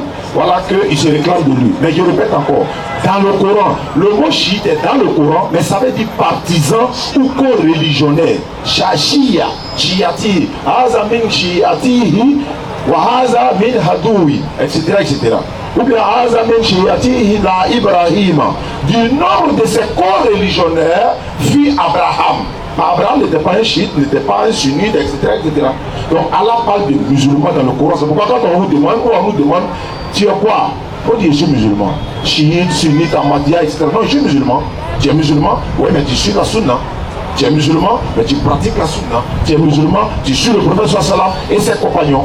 Le prophète sallam dit dans un hadith authentique, l'un de vous, parmi vous, celui qui va suivre l'un de mes compagnons ne sera jamais égaré. Il n'a pas dit Ali, il n'a pas dit Abu Bakr, il n'a pas dit Ousmane, il n'a pas dit... Non, il dit l'un de mes compagnons sont comme les étoiles. Celui d'entre eux que vous allez suivre, vous n'allez jamais être égaré. Maintenant, pour compléter, alors ça. Les compagnons d'à côté disent que vous aussi vous êtes divisés. Ça dit que non, c'est bizarre. Comme je les ai gâtés, et bien vous aussi je vous aussi vous êtes gâtés, vous mettez rien sauce. Bon, c'est simple. On va prendre un truc simple. Nous ici, la DDL, on n'est pas là pour faire le procès d'un groupe religieux. Et Allah subhanahu wa ta'ala a dit de ne pas se diviser en sectes et de s'accrocher au camp d'Allah et de ne pas être divisé. Quant à ce qui est de la division de la dénomination, Allah est le maître et le juge au jour de la résurrection, celui qui sera tranché entre ces différents groupes sectaires, etc. Mais ce que moi je peux dire, c'est que de base, moi je vais sur la base que la ilaha illallah Muhammad Rasulullah fait de toi un musulman. Alors s'il y a un groupe qui atteste que Allah n'est pas son Dieu, lui là, nous on veut le voir. Pour voir que vraiment il y a la division. Effectivement. On peut comprendre que la division soit dans la forme, mais dans le fond, la ilaha illallah est dans le cœur de tous ces groupes que vous allez citer. Est-ce qu'on est d'accord ou pas? Tous ces groupes-là disent Allahu Akbar pour appeler à la prière. Tous ces groupes-là disent Muhammad Rasulullah pour confirmer leur attestation de foi. Maintenant, ce qui va venir par la suite, là, Allah est le maître, il sera jugé entre eux. Nous, on n'est pas là pour faire le procès. Mais nous, on dit notre religion est unie par la ilaha illallah. C'est tout. Merci beaucoup. Merci beaucoup. Rapidement. Monsieur Diallo est demandé. Samedi prochain, 16h-18h, jardin de Yopougon, en bas du pont piéton, Inch'Allah. Premier pont, hein, c'est pas pont piéton, premier pont. Salam alaikum. Wa alaikum salam wa rahmatullahi wa barakatuh. Ok, comment on appelle? Elhaj Oustaz. Non. Ouais, hier, je vous ai eu au téléphone là, mais comme vous avez demandé que s'il y avait un chrétien qui parlait des protestes qu'on a eu à échanger au téléphone, oui, il allait intervenir, mais c'est pas comme il n'y a pas eu si peut intervenir. Il n'y a pas de problème ici là. Voilà. Bon, je sais pas, vous vous rappelez du verset, parce que moi j'ai oublié, où Jésus a parlé des chrétiens où il a demandé de ne pas être comme des Sébou, des milliers. Somme 32, verset 19. Voilà, moi j'ai analysé ces versets. Ok, désolé, c'est ce qu'il a dit qui est vraiment, je ne sais pas. Voilà, parce qu'ils savent, ils vont faire coupure pour personne. Bon, quand moi j'analyse ces versets, je vois que les versets sont tellement réels et tellement véridiques. Parce que regardez ce qui se passe. Le verset dit quoi? C'est pour, ils vont vous brider avec des mots pour vous éloigner de l'éternel. Mais regardez, quand on dit quelqu'un avec son cerveau, tout va bien, hein? 1 plus 1, ça fait combien? 3. Il va te dire 3. Mais quand tu dis Dieu le Père, Dieu le Fils, Dieu le Saint-Esprit, tu vas dire 1. Le cerveau est parti.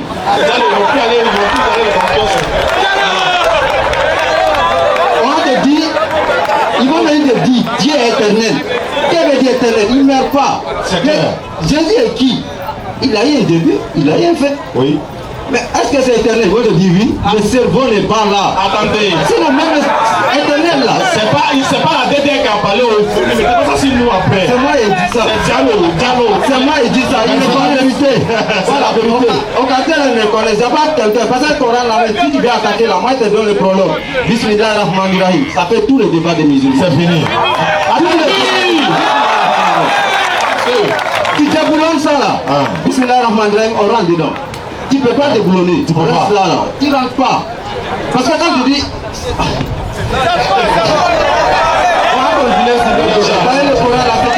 Même les musulmans ne sont pas au courant. Voilà, tout à l'heure, il y a des musulmans qui rentrent pour poser des questions. Mais le Coran te dit quoi dans Surat Baqarah?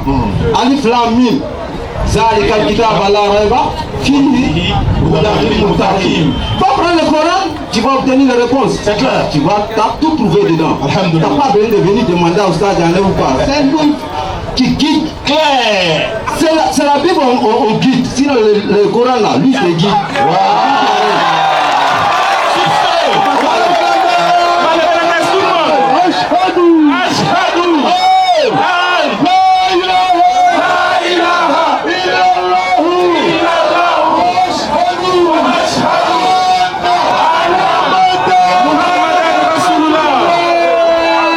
Merci beaucoup et à bientôt.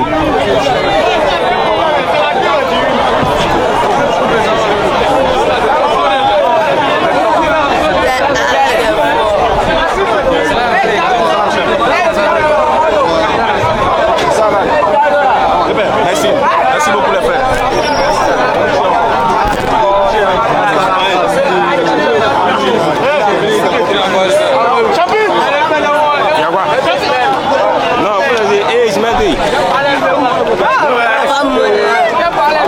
C'est un Dieu, il se met la foi, c'est un Dieu. Ouais, il dit les mêmes. Voilà, il se veut dire c'est là. At-Takbir, Allahu Akbar, c'est Dieu qui a foi, il est unique.